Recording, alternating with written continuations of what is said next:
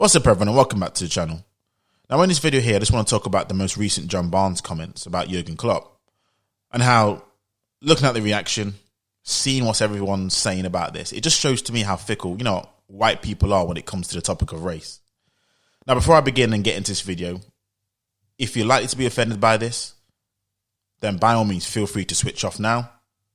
You are not tied to this video. You can unsubscribe if you need to because I really don't care. This has to be said because this is something which I've been seeing for, a while now, but it's something which I wanted to just put on the back burner, but this seems to be the perfect time just to bring it up. Now, when I read the full article, instead of going into the reactions fully on Twitter, and I mean the full article, not just the clickbait headline that everyone was talking about, I was thinking to myself, I have absolutely no idea why white people are taking offense at what John Barnes said, because in my opinion, I actually agree with him. And I would even go further than what he said, because John Barnes was saying if Jurgen Klopp was if he was black or if he was a white English manager, he wouldn't have lasted as long, particularly in those first 2 years. But here's what I would have countered and said. I would say if Jurgen Klopp was English, again, whether it be white or black, he wouldn't have even got the job in the first place unless it was for extraordinary circumstances, which I'm going to go into right now. Because when you look at how many English managers over the last decade, or even more than that, to be fair to you, have been hired at these top 6 clubs in the Premier League, how many can you count on? Honestly, if you go to mind, Frank Lampard clearly is the exception. But that's because, again, going back to his extraordinary circumstances, what is it?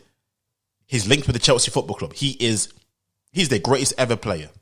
People may disagree, but let's be honest, in the modern era speak, Frank Lampard is their greatest ever player. So he has cachet then. That's number one. And number two, Chelsea had a transfer ban. So they wouldn't have been as an attractive proposition for really any sexy foreign manager that would have likely got the job. Because if you look at the past managers that Chelsea have had, you look at them. Because Chelsea, also you can throw in Man City there, Arsenal recent years, definitely Manchester United recent years.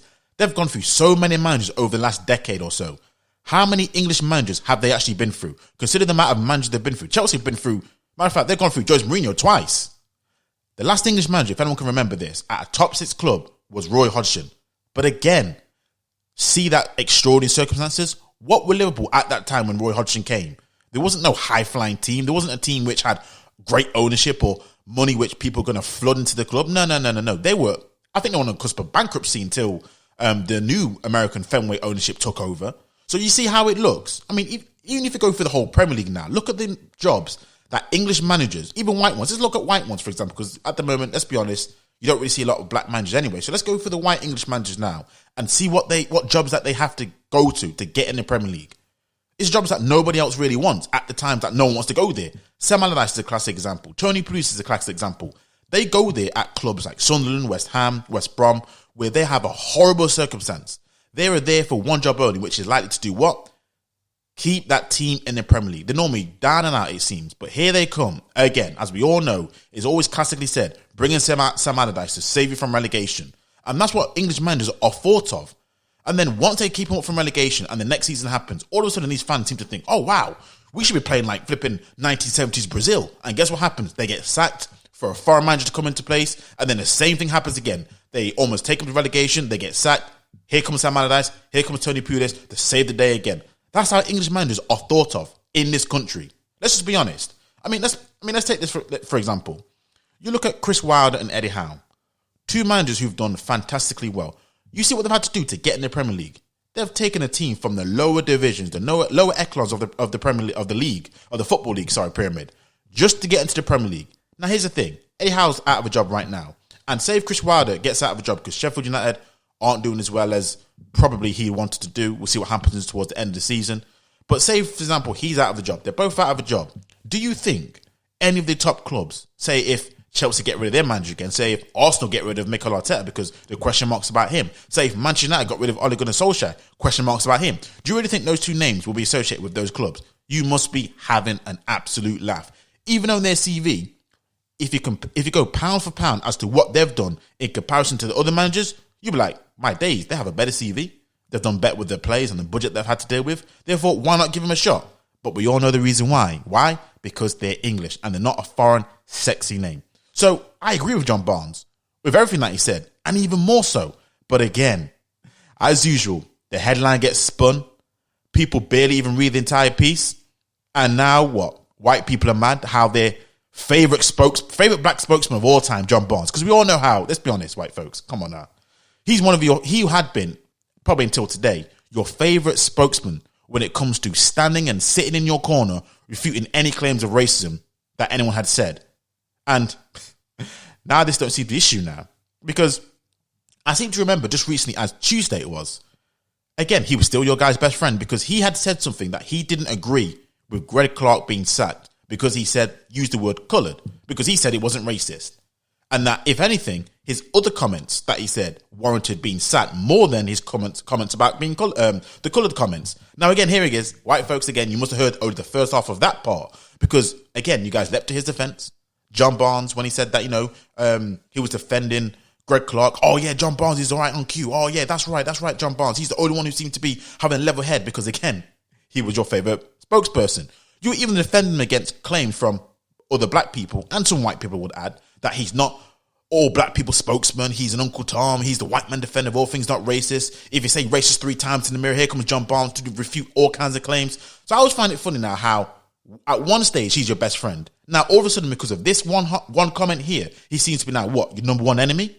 I just find it funny. And anyone who's got a good memory like I've got a good memory, they'll remember this part as well. Because again, this is what makes me kind of laugh about this whole situation.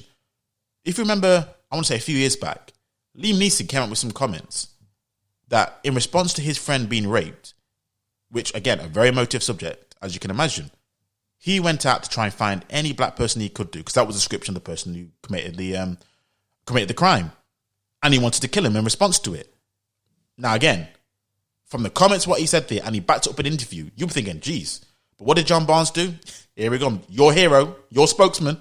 He came back here to defend Liam Neeson, contextualize it. But guess what? White people, oh, wow, yeah, John Barnes, because obviously everyone called him a racist, Liam Neeson. But John Barnes, again, he was one of the heroes and a spokesman for you white people. So it's like, oh, he's a hero. But again, black people saying he's a villain in the black community. So what has changed? Where has the love gone now? Why the hate?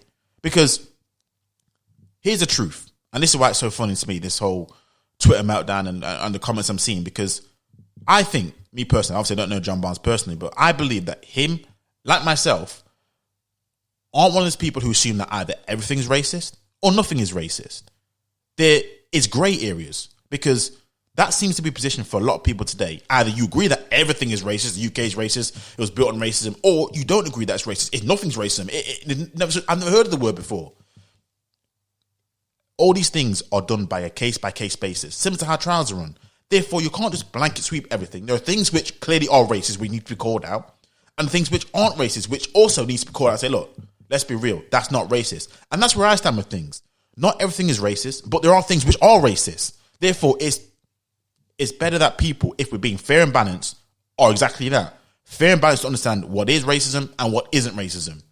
And this is one final thing that comes to mind before I end this video, and it comes about the whole topic of racism and how in the UK, and for the life of me, I was like, no, not really, because that's not the case. But it really shows how just uncomfortable this topic, when it gets brought up, how it just uncomfortable it makes a lot of white people feel.